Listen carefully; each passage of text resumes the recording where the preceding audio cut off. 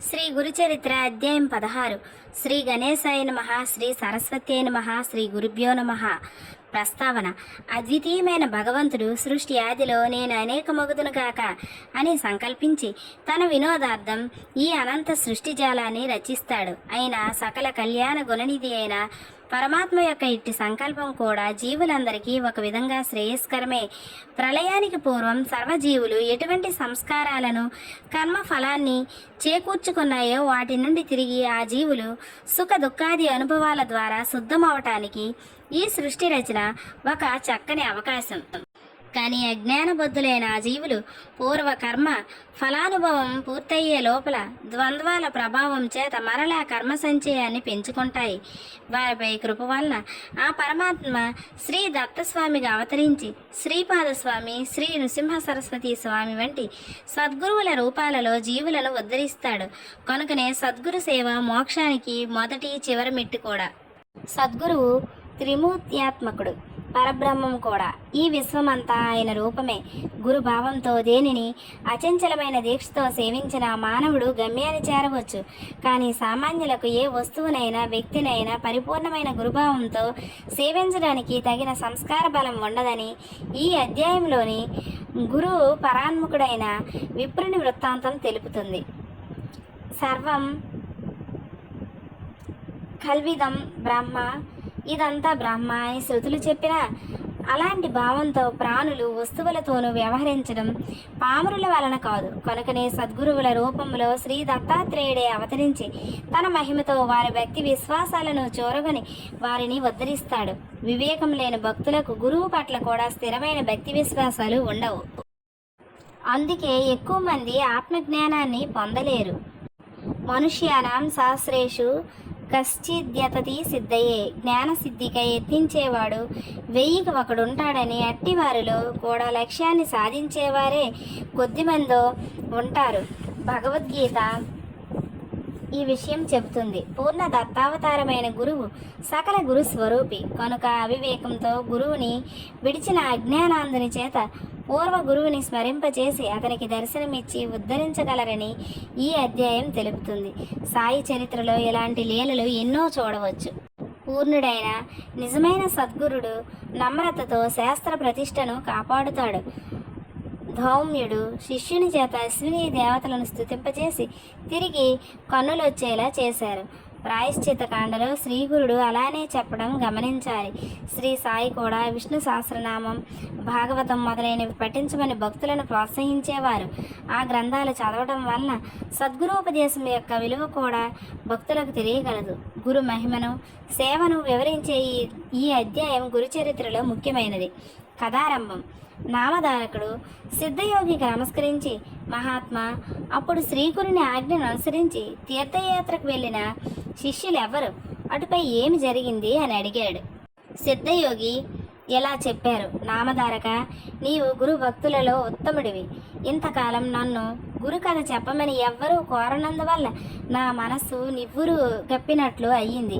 నీవిప్పుడు ఆయన గురించి ఇంతగా ఆసక్తితో అడుగుతుంటే నీకు చెబుతుండడం వల్ల ఆయన కథలు గుర్తుకు తెచ్చుకున్న కొద్దీ నా మనస్సు మేల్కొన్నట్లవుతుంది. ఆనంద పారవస్యం కలుగుతుంది. నీవు కూడా నాకెంతో ఉపకారం చేశావు. వయస్సులో చిన్నవాడివైన శ్రీగురుని అనుగ్రహం వలన లోక శ్రేష్ఠుడు అవుతావు. నీ వంశమంతా పుత్ర పౌత్ర ధన ధాన్యాలతోనూ సుఖశాంతులతోనూ వెలసిలుగాక. శ్రీగురుని చరిత్ర చెబుతాను విను.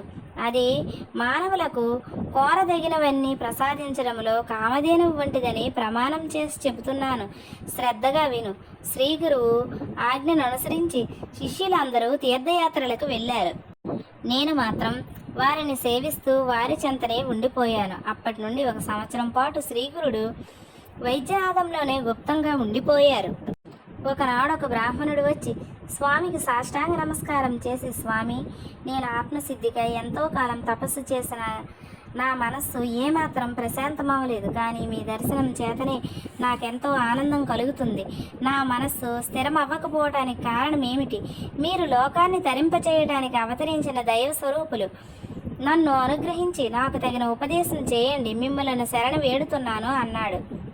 శ్రీగురుడు నవ్వి, నాయనా, నీవు గురువుని ఆశ్రయించకుండానే తపస్సు ఎలా చేశావు అని అడిగారు. అతడు కన్నీరు కారుస్తూ, స్వామి, మొదట నేను గురువుని ఆశ్రయించి చాలా కాలం సేవించాను. కానీ ఆయన నా చేత అన్ని సేవలు చేయించుకుంటూ నన్ను ఎప్పుడూ తిడుతుండేవారు, కానీ నాకేమీ నేర్పలేదు.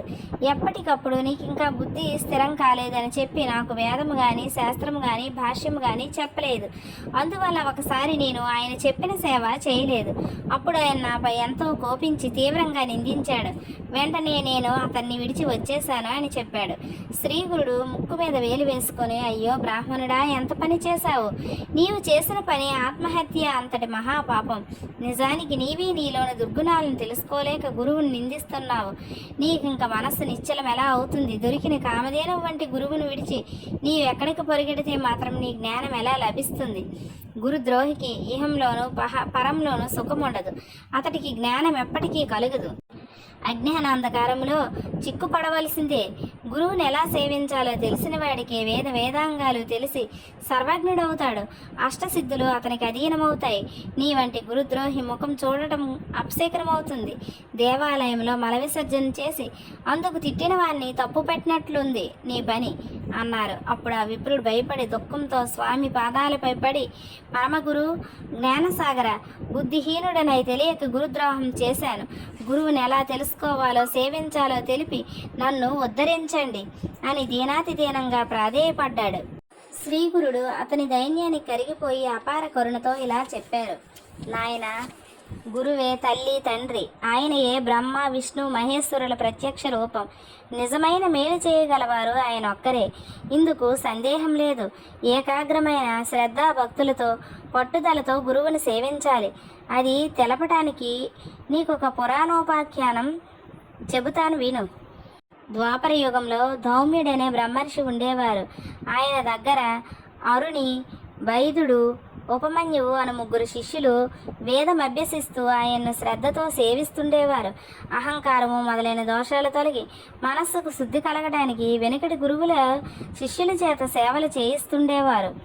అతని సేవను బట్టి అతని గురుభక్తిని మనశ్శుద్ధిని నిరూపించి అనుగ్రహించేవారు. ఒకనాడు ధౌమ్యుడు అరుణిని పిలిచి, నీవు మన పొలానికి వెళ్ళి చెరువు నుండి దానికి నీరు పెట్టు, లేకపోతే వైరపైరు ఎండిపోతుంది అని చెప్పారు. అరుణి వెంటనే వెళ్ళి చెరువు నుండి కాలువ ద్వారా నీరు పెట్టాడు. కానీ కాలువకు ఒకచోట గండిపడి నీళ్ళన్నీ పల్లానికి పోతున్నాయి. మట్టి రాళ్ళు ఎంత వేసినా కట్ట నిలవలేదు. అప్పుడు అతడు ప్రాణం పోయినా సరే గురువు చెప్పినది చేసి తీరాలన్న నిశ్చయంతో ఆ గండికి తాను అడ్డుకొని గురువును ధ్యానిస్తున్నాడు. అప్పుడు నీరు అతని మీదుగా పొలానికి ప్రవహించింది. చీకటి పడినా కూడా అరుణి ఆశ్రమానికి రాకపోయేసరికి ధౌమ్యుడు వచ్చి పొలం నిండుగా నీరుండడం గమనించాడు. కానీ శిష్యుడే కనిపించలేదు. అతడు ఏ పులిబారినైనా పడ్డాడేమోనని అనుమానించి ఆయన శిష్యుని కోసం బిగ్గరగా పిలిచారు. అరుణి సమాధానం ఇయ్యలేక కొంచెం శబ్దం చేశాడు. దాన్ని బట్టి ధౌమ్యుల వారు వచ్చి శిష్యుని లేవనెత్తి కౌగలించుకుని సంపూర్ణంగా అనుగ్రహించారు. వెంటనే అతడు సర్వశాస్త్ర పారంగతుడైనాడు. అప్పుడు ధౌమ్య మహర్షి, నాయన, నీ ఇంటికి వెళ్ళి తగిన కన్యను వివాహమాడి స్వధర్మం ఆచరించు, కృతార్థుడు అవుతావు అని ఆదేశించారు. అరుణి గురువునకు నమస్కరించి ఇంటికి వెళ్ళి లోకపూజ్యుడయ్యాడు. ఒకరోజు ధౌమ్యుడు తన రెండవ శిష్యుని పిలిచి, నాయన, పైరు పంటకొచ్చింది, నీవు రోజు కావలి కాచి పైరు కోసి ధాన్యం ఇంటికి చేర్చు అని చెప్పారు. వైద్యుడు తన గురుసేవ లభించినందుకు సంతోషించి పైరును ఎంతో జాగ్రత్తగా సంరక్షించి పంట పక్వానికి వచ్చాక కోయించాడు. తర్వాత ధాన్యం రాశిగా పోయించి ఆ సంగతి గురువుకు చెప్పాడు. ఆయన అతనికి ఒక బండి, ఒక దున్నపోతు ఇచ్చి ధాన్యం ఇంటికి చేర్చమని చెప్పారు. అప్పుడు ఆ బండి కాడికి ఒక పక్క ఆ దున్నపోతు కట్టి మరొక దున్నపోతు లేనందున రెండవ వైపు కాడిని తన భుజానికి వేసుకుని ధాన్యం ఇంటికి తీసుకొస్తున్నాడు. దారిలో ఒక చోట బురదలో ఆ దున్నపోతు కూరుకుపోయింది. అప్పుడు వైద్యుడు దున్నపోతును విడిపించి తాను అక్కడనే బండి బురదలో నుండి లాగడానికి ప్రయత్నించి ఆ శ్రమ కోరవలేక స్పృహ తప్పి పడిపోయాడు. కొంతసేపటికి ధౌమ్యుడు అక్కడికి వచ్చి చూసి అతని గురుసేవా దీక్షకు మెచ్చి అతని మెడ నుంచి కాడి తొలగించి అతన్ని లేవదీసి కౌగలించుకొని అనుగ్రహించాడు. వెంటనే వేదశాస్త్ర విజ్ఞానమంతా అతనిలో మేల్కొన్నది. గురువు అతనికి సెలవిచ్చి ఇంటికి పంపారు. కొద్ది కాలంలోనే అతడు కూడా అరణి వలె లోకప్రసిద్ధుడయ్యాడు. ఇక ఉపమన్యువు మాత్రమే ఆ మహర్షిని సేవిస్తుండేవాడు. అతడు అతిగా భోజనం చేసేవాడు. ఆ మాంద్యం వల్ల విద్యాభ్యాసంలో అతని మనసు నిలిచేది కాదు. దౌమ్యుడు ఆలోచించి ఒకరోజు అతన్ని పిలిచి, నాయనా, నీవు గోవులను అడవికి తోలుకొని పోయి మేపుకు వస్తుండో అని చెప్పాడు. ఉపమన్యువు గోవులను అడవికి తీసుకువెళ్ళాడు. కొంతసేపటికి అతడికి ఆకలి వేయసాగింది. వెంటనే అతడు ఆవులను ఇంటికి తోలుకొచ్చాడు. దౌమ్యుడు చూసి, నీవు ప్రతిరోజు సూర్యాస్తమయం వరకు గోవులను మేపాలి అన్నారు. ఆ మరునాటి నుండి ఆవులు మేస్తుండగా బాగా ఆకలైనప్పుడు అతడు స్నానం చేసి సంధి వార్చుకొని దగ్గరలో ఉన్న బ్రాహ్మణుల ఇండ్లలో భిక్షం తెచ్చుకొని భోజనం చేయసాగాడు. అందువల్ల కొద్ది కాలానికి అతనికి శరీరానికి మంచి పుష్టి కలిగింది. అది గమనించిన దౌమ్యుడు ఒకరోజు అతన్ని అడిగి కారణం తెలుసుకొని, నన్ను విడిచి భోజనం చేస్తున్నావట్రా, నిత్యము నీవు చేసుకొచ్చిన భిక్ష నాకు ఇచ్చి మరల అడవికి పోయి ఆవులను మేపుకొని రావాలి అని ఆజ్ఞాపించారు. ఉపమన్యువు అలా చేస్తుండడం వల్ల ఆకలి అతని ఎంతగానో బాధించేది. అతను తాను మొదటి తెచ్చుకున్న భిక్షను గురువు కర్పించి రెండవసారి భిక్ష తెచ్చుకొని తినసాగాడు. అందువల్ల అతడి శరీరం పుష్టిగా ఉండటం చూసి దౌమ్యుడు కారణమడిగి తెలుసుకొని ఆ రెండవ భిక్షను కూడా తనకే ఇమ్మని చెప్పారు. ఉపమన్యువు కొంచెమైనా బాధపడక అలాగే చేసి ఆవుల దగ్గర దూడల తాగగా మిగిలిన పాలు తాగి ఆకలి తీర్చుకోసాగాడు. అందువల్ల కొద్ది కాలంలోనే అతని శరీరం మరింత లావెక్కింది. ఒకరోజు దౌమ్యుల వారు అందుకు కారణం తెలుసుకుని, ఒరే, పశువులు ఎంగిలి పాలు తాగితే పశువులు వెళ్ళి నీవు కూడా బుద్ధిహీనుడు అవుతావు, కనుక తాగవద్దు అని నిషేధించారు. ఆ మరునాడు ఆకలి వేస్తుంటే జిల్లేడు పాలు ఎంగిలివి కావని తలచి వాటిని ఒక దొప్పలో పడుతుండగా ఆ పాలు అతని కళ్ళల్లో చింది అతని రెండు కళ్ళు కనిపించలేదు. తర్వాత అతడు గోవులను వెతుక్కుంటూ పోతూ ఒక బావిలో పడిపోయాడు. సూర్యాస్తమయమైన శిష్యుడి ఇంటికి రాకపోయేసరికి అతను వెతుకుతూ దౌమ్యుల వారు అడవికి వెళ్ళారు. ఆయన కేక విని ఉపమన్యువు బావిలో నుండే సమాధానమిచ్చాడు. ఆ మహర్షి బావి వద్దకు వెళ్ళి అతని దుస్థితి తెలుసుకుని అశ్విని దేవతలను ప్రార్థించమని చెప్పాడు. ఉపమన్యువు అలాగా చేయగానే అతనికి దృష్టి వచ్చింది. వెంటనే అతడు బావి నుండి బయటికి వచ్చి గురువుకు నమస్కరించాడు. దౌమ్యుడు అతని గురుభక్తికి మెచ్చి అతని తలపై చేయి పెట్టి, నాయనా, నీ కీర్తి 4 దిక్కులా వ్యాపిస్తుంది. నీ శిష్యులు కూడా నీ అంతటి వారు అవుతారు. వారిలో ఉదంకుడైన శిష్యుడు తన గురు భక్తి చేత నాగలోకాన్ని జయించి నాగకుండలాలు నీకు దక్షిణగా సమర్పిస్తాడు. నీ కీర్తిని శాశ్వతం అనర్చగలడు అని ఆశీర్వదించారు. అతడు గురు కృప వలన వేదశాస్త్ర పారంగతుడై ఇంటికి వెళ్లి గృహస్థాశ్రమం స్వీకరించాడు. కాలాంతరంలో దౌమ్యుల వారి ఆశీర్వచనం పూర్తిగా ఫలించింది. కనుక నాయన, గురుని అనుగ్రహంతో పొందలేనిది ఏదీ లేదు. గురు ద్రోహం వల్ల ఇహ పరాల్లో సుఖమే ఉండదు, సరికదా? నీవెంత తిరిగినా వ్యర్థమే. కనుక నీ వెంటనే వెళ్ళి నీ పూర్వ గురుని ఆశ్రయించి ఆయన్ని ప్రసన్నం చేసుకో. ఆయన ప్రసన్నుడైతే నీకు వెంటనే మనస్సు స్థిరమవుతుంది.